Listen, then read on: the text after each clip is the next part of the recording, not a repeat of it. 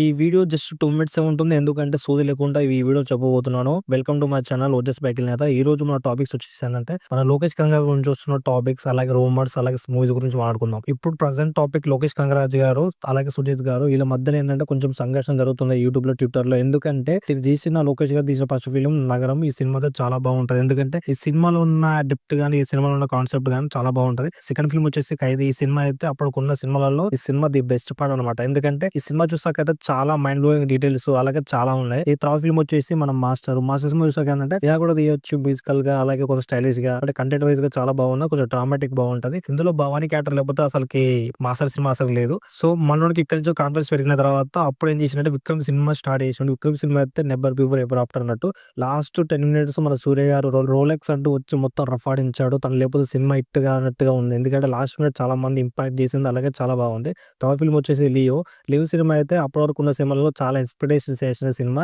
ఈ సినిమా ఏంటంటే box office collection బాగున్నా కంటెంట్ వైజ్ పోయిందని చాలా మంది అన్నారు.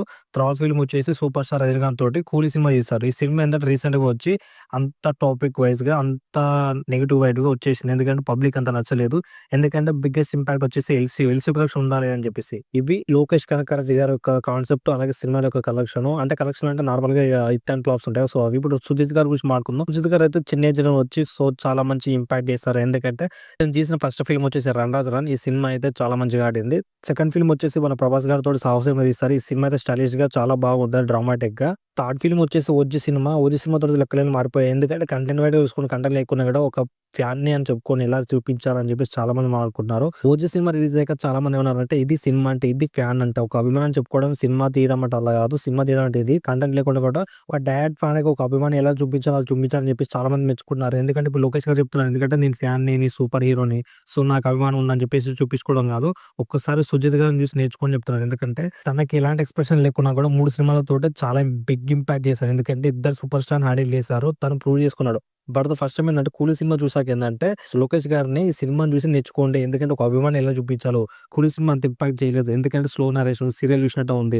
అంత ఇంపాక్ట్ చేయలేదు. ఎల్సీ అని చెప్పడం కాదు, సినిమా చూసి నేర్చుకోండి, చిన్న పిల్లని చూసి నేర్చుకోండి చెప్పి చాలా వరకు చాలా రూమర్స్ వస్తున్నాయి. అంటే సుజిత్ గారిని అలాగే లోకేష్ గారిని ఎందుకు ఇంత ఇంపాక్ట్ చేస్తున్నారు, ఎందుకు ఇంత అంటున్నారు అంటే సుజిత్ గారు ఎప్పుడు చెప్పుకుంటారు కదా, సో నీ బిగ్ ఫ్యాన్ అని చెప్పేసి. ప్రభాస్ గారిని సాహసం వెళ్ళి చూపించారు, అలాగే పవర్ స్టార్ చూపించారు. నాకు విజయ్ అంటే నాకు లైక్ అని అంటాడు కదా, సో ఒక అలాగే సూపర్ స్టార్ చూపించాలి కదా మంచి కరెక్ట్ వెళ్ళని చెప్పేసి చాలా వరకు చాలా రూమర్స్ వచ్చాయి. సో ఏంటంటే సుజిత్‌ని చూసి నేర్చుకోండి ఎలా చూపించాలో. ఎప్పుడు చూసినా ఎల్సీ కాదు, కంటెంట్ వైస్ కరెక్ట్ ఉండాలి. మొత్తం కంటెంట్ చెప్తున్నాం అంటున్నారు. So moral of the story ఏంటంటే ఇక ఇది మన లోకేష్ గారు, సుజిత్ గారి నుంచి వచ్చిన rumours and facts. Video 2 minutes అనుకుంటే 3 మినిట్స్ వచ్చేసింది. సో కొన్ని కొన్ని సార్లు ఇచ్చిన హామీలు నెరవేర్చలేదు. ఇది అంతే.